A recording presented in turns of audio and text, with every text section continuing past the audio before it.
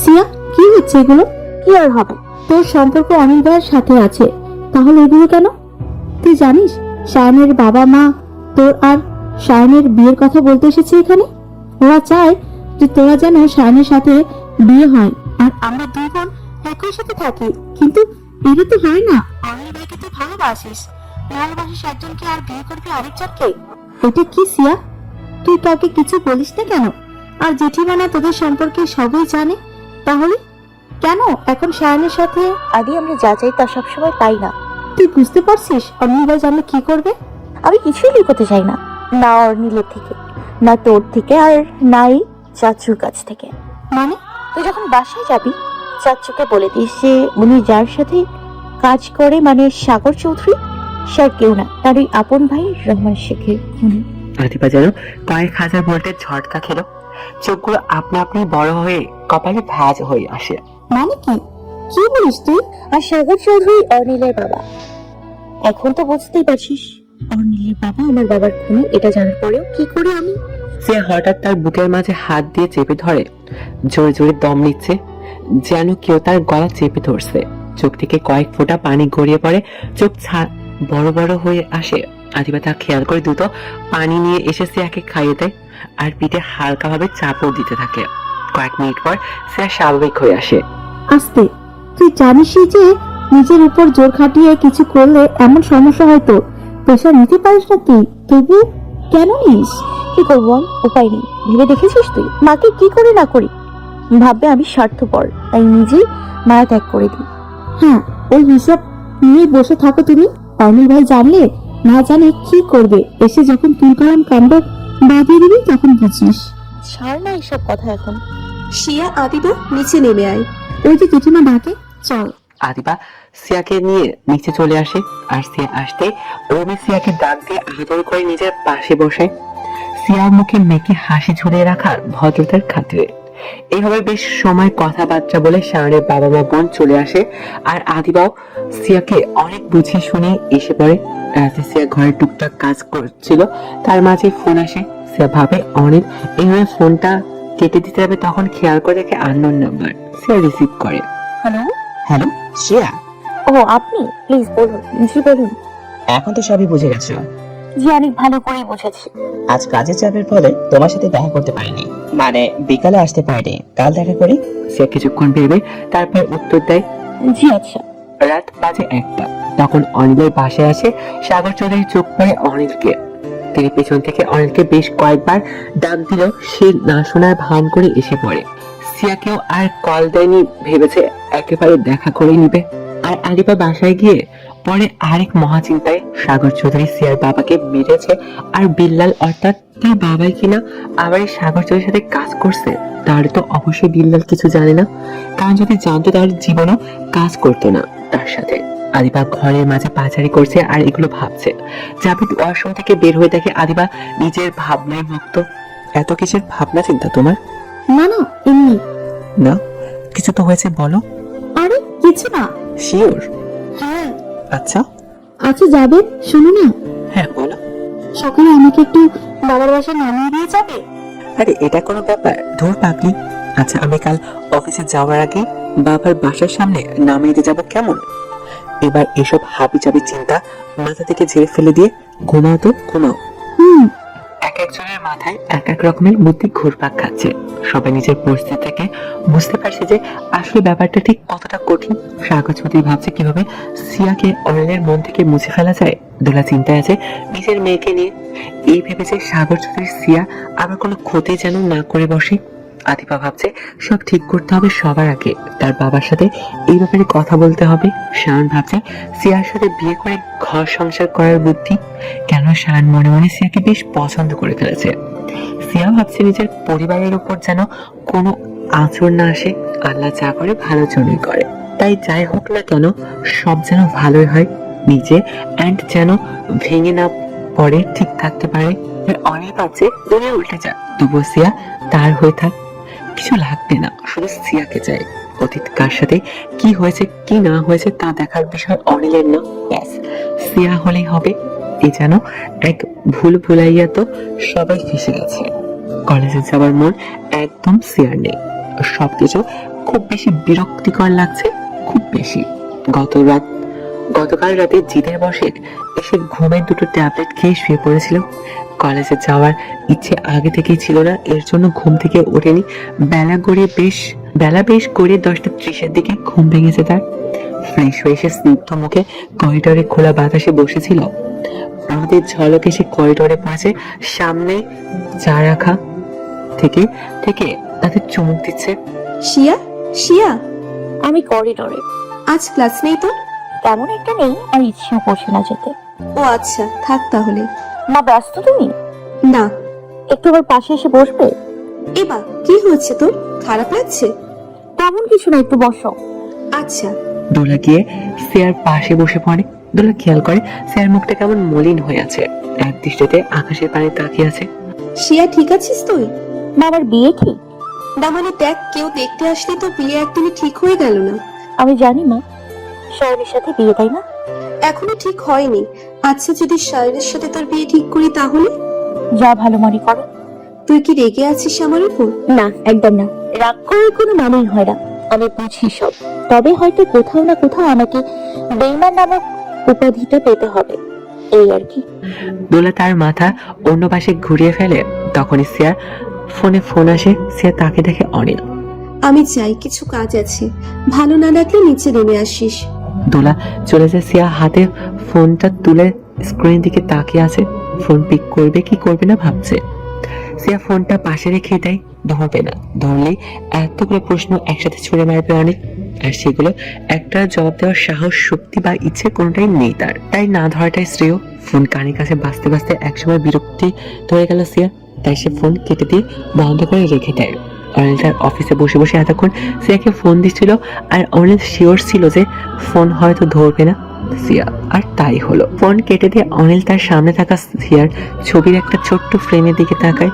অনিলের চোখগুলো লাল হয়ে গেছে। সিয়া ছবিটা হাতে নিয়ে বৃদ্ধা আঙুল দিয়ে হালকা ছুঁয়ে দেয় তাতে।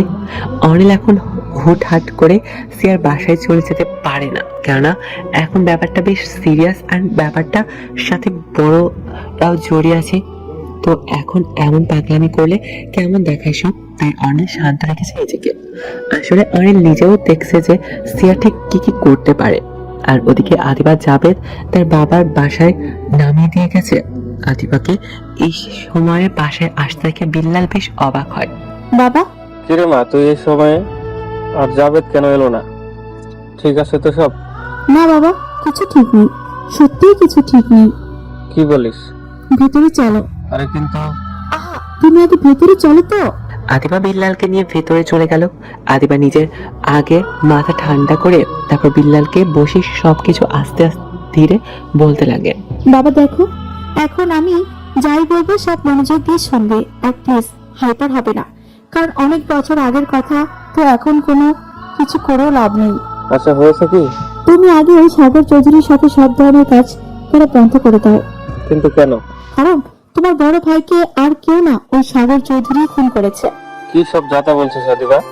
এটা কোনো যাতা বলছি না বাবা, বিশ্বাস না হলে তুমি জেঠিমার সাথে কথা বলে দেখতে পারো। আচ্ছা, দিন এতগুলো বছর অব্দি সিয়ার মা সবকিছুতেই লুকিয়ে রেখেছিলেন, আর আমার রিসেপশনের দিন জেঠিমা যখন হুট করেই চলে যায়, তার একমাত্র কারণ ছিল সাগর চৌধুরী। অবশ্য নিজের সামনে নিজের স্বামীর খুনিকে দেখলে কেউ ঠিক থাকতে পারবে না, জেঠিমাও পারেনি। বিল্লাল হুট করে ওকে বাঁ পাশে তার কাঁপা কাঁপা হাত দিয়ে চেপে ধরে। চোখ থেকে চশমাটা খুলে বাম হাত রেখেছিল, তার হাত থেকে নিচে পড়ে যায়। শ্বাস আটকে গিয়ে কথা বলা বন্ধ হয়ে গেছে। আদিবা এক দৌড়ে তার বাবাকে ধরে ফেলে। বাড়ির সবাইকে চিল্লিয়ে ডাক দিয়ে সবাই ছুটে আসে। তার এই অবস্থায় বেশি খারাপ হয়ে গেলে বিল্লালকে ইমার্জেন্সি হসপিটালে নিয়ে যাওয়া হয়। শায়নেরই হসপিটালে নিয়ে যাওয়া হয়। শায়ন হয়তো তখন বাসা ছিল। আদিবা তখন শায়নকে ফোন করে দ্রুত তার হসপিটালে আসতে বলে। আর খবর শুনে শায়ন দ্রুত এসে পড়ে। আদিবা তো কেঁদে কেটে একাকার। তারপরে দোলাকে ফোন করে। দোলা শিউলিকে বাসায় রেখে সিয়াকে নিয়ে দ্রুত বাড়ি থেকে বের হয়ে পড়ে। বেশ সময় পর দোলা আর সিয়া দেখে আদিবা হসপিটালের ভেতর তার বাবার হাত ধরে বসে আছে কাছে।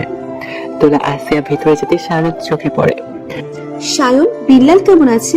আন্টি আসলে অতিরিক্ত প্রেশার পড়েছে, অর্থাৎ উনি হয়তো হুট করে বেশ শকিং একটা কিছু শুনেছেন, তাই ধকলটা সামলাতে না পেরে বুকে চাপ দিয়ে উঠেছে। তবে ভাগ্য ভালো যে ভাবি জলদি আমাকে ফোন করেছেন, দেরি হয়ে গেলে স্টপ করার চান্স ছিল অনেক বেশি, তবে এখন সব নর্মাল আছে। যাক বাঁচলাম। দোলা এই বলে ভেতরে চলে গেল। আদিবা বাইরে এসে পড়ে সিয়াকে দেখে বাইরে দাঁড়িয়ে আছে। তবে সিয়া আদিবাকে বেশি একটা সুবিধার মনে হলো না। আদিবা শান আর সিয়ার দিকে এক নজর তাকিয়ে সেখান থেকে চলে আসে। দোলা ভিতরে গিয়ে বিলালের পাশে বসে পড়ে। বিল্লাল ঠিক আছো? হঠাৎ কি হয়েছিল তোমার? ভাবি, তুমি আমার কাছ থেকে এত বড় কথাটা কি করে লুকাতে পারলে? আমার কি এই ব্যাপারটা শোনার মতো কোনো অধিকার ছিল না? কি বলছো এইসব? আমি কিছুই বুঝতে পারছি না। ভাইকে সাগর মেরেছে। দোলা কিছুটা হকচকে যায় বিল্লালের এমন কথাই।